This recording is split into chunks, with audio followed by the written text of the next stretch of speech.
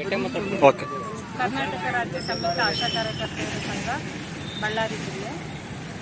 ನಾವಿಲ್ಲಿ DC office ಹತ್ರ ಎಲ್ಲ ಆಶಾ ಕಾರ್ಯಕರ್ತರು ಸೇರಿರೋ ಉದ್ದೇಶ ಏನು ಅಂದರೆ, ಎಲ್ಲ ಕಾರ್ಮಿಕ ಸಂಘಟನೆಗಳು ಏನಿದ್ದಾವೆ ದೇಶದಲ್ಲಿ, ಕಾರ್ಮಿಕರ ವಿರುದ್ಧ ಕಾಯ್ದೆಗಳನ್ನ ಏನು ಥರ ಹೊರಟಿದೆ ಈ ಸರ್ಕಾರ, ಆ ಕಾಯ್ದೆಗಳನ್ನ ಈ ಕೂಡಲೇ ಕೈ ಬಿಡಬೇಕಂತೇಳಿ AIUTUC ಹಾಗೂ ಆಶಾ ಸಂಘಟನೆ ಮತ್ತು ಇನ್ನಿತರ ಸಂಘಟನೆಗಳು ಎಲ್ಲರೂ ಸೇರಿ ನಿನ್ನೆ ಮುಷ್ಕರಕ್ಕೆ ಕರೆ ಕೊಟ್ಟಿದ್ದರು.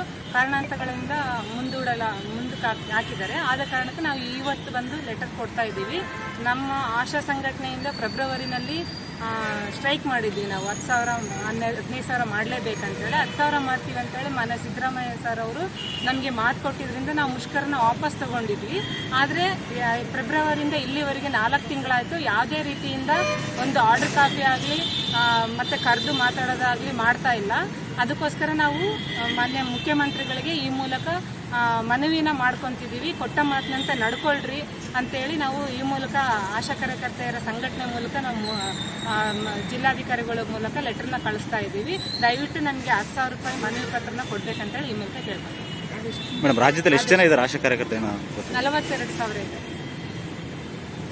ಮತ್ತು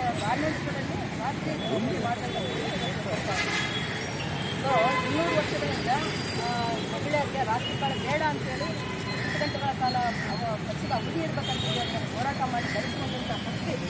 ಆ ಹಕ್ಕನ್ನು ಇವತ್ತು ಹರಣ ಮಾಡ್ತಾ ಇದ್ದಾರೆ. ಮತ್ತು ಹೆಣ್ಮಕ್ಳು ಕಂಪಲ್ಸರಿ ಮಾಡಬೇಕಂತ ನಾವು ಆಸ್ಪತ್ರೆಗಳಲ್ಲಿ ಕೆಲಸ ಮಾಡೋದಕ್ಕೆ ನಾವು ಆಗಲ್ಲ, ಅದು ಎಸೆನ್ಷಿಯಲ್.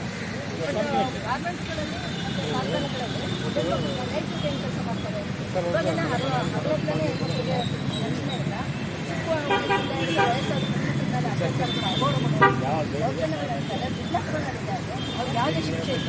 ಇಂಥ ಒಂದು ಸಂದರ್ಭದಲ್ಲಿ ವಾತಾವರಣ ಅಂದರೆ ಇವತ್ತು ಕೆಟ್ಟದ್ದು ಹೆಚ್ಚಾಗ್ತಾ ಇದೆ. TV, ಇಂಟರ್ನೆಟ್, ಮೊಬೈಲ್ಗಳಲ್ಲಿ ಇಂಥ ಒಂದು ವಾತಾವರಣದಲ್ಲಿ ಹೆಣ್ಮಕ್ಳು ನೈಟ್ ಡ್ಯೂಟಿ ಮಾಡಬೇಕಂತ ಹೇಳಿದ್ರೆ ಅದನ್ನು ವಾಪಸ್ ತಗೋಬೇಕಂತೇಳಿ ನಮ್ಮ ಹಲವಾರು ಬೇಡಿಕೆಗಳು ನಾವು